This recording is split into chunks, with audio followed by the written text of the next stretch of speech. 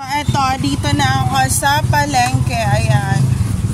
Siguro the man in the dean in the polytechnic is one of the diplomat, ganyan. So, sir, sorry po talaga. I just wanna expose, sorry na masagasaan kita at sabihin ko talaga yung dean.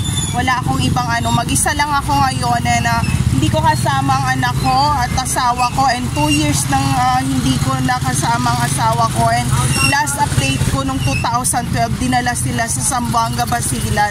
So kaya ako pumupunta dito para kuhanan ng footage kasi hindi nga ako nakatapos ng college, so I don't have any power to use any weapon to those people that targeted all those rich people here in Mindanao, in Cotabato City, and also using all those kids that the new generation politician here in Cotabato City, Mindanao right now, to rescue those civilians in kidnapping way that doesn't any cure or any wala pa rin lunas o walang makakapagsabi ko kailan mawawala itong mga kidnappers na to, and binabounty talaga nila kami.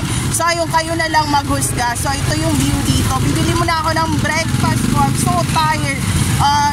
Bulakda talaga ako kasi nag-upload ako, nag-live stream ako, wala akong editor. Ang asawa ko 2012 pa na hindi na nakaka-edit ng video.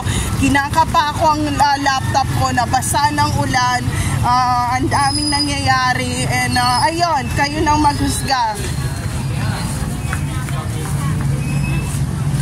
So ngayong kapaan natin ng Luzon, Visayas, Mindanao, and International, kung sino ang matigas.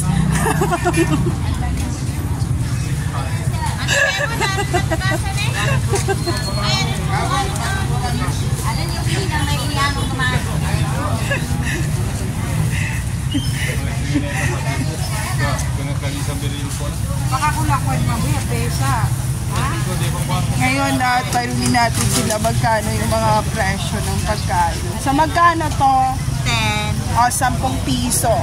Dito to sa Old Palengke talaga. This is the oldest 100 years old palengke here in Cotabato City, Mindanao, and sa Rio Grande River, nagsimula ang kanilang pag-export ng mga pagkain using a homemade and home baking, and hindi galing sa iba, and walang signature kasi nga pag nilagyan to ng signature kung saan homemade to, tax na naman yun. So ayun, so 10 piso to. Ito po, magkano po? 10 piso rin to. Hindi natin alam kung saan talaga galing yung nangunguha ng mga tao na mahalaga dito sa lugar na to. So ayun, 10 lahat po dito, 10. Nalitan dito, 20. Okay. So ito, ay, anong flavor nito? Elite na maitim.